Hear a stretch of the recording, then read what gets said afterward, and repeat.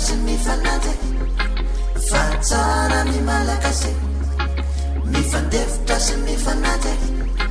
fa tsara ny malagasy mifandefitra sy mifanaja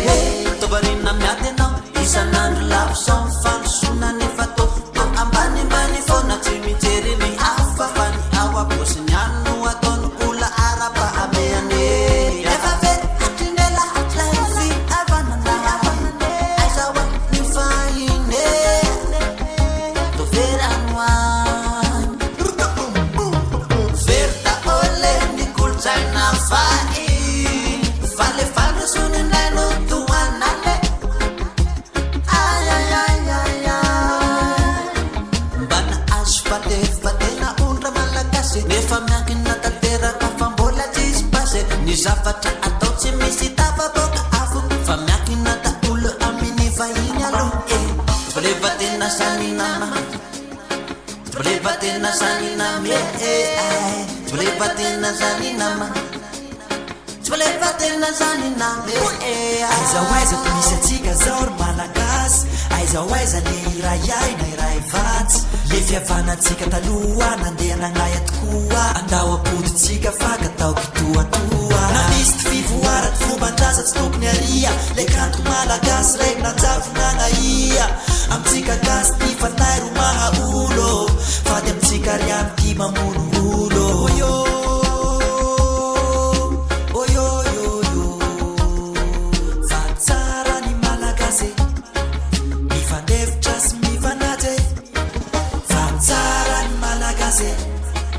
mifandefitra sy mifanaja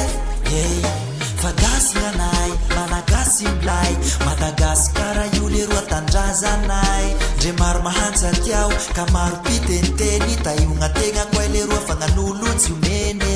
andao apoditsika tiasiny malagasy fa zay tsy mipika hoe tsy araty baka andafy fifanaja ialaoty mamoa fady fa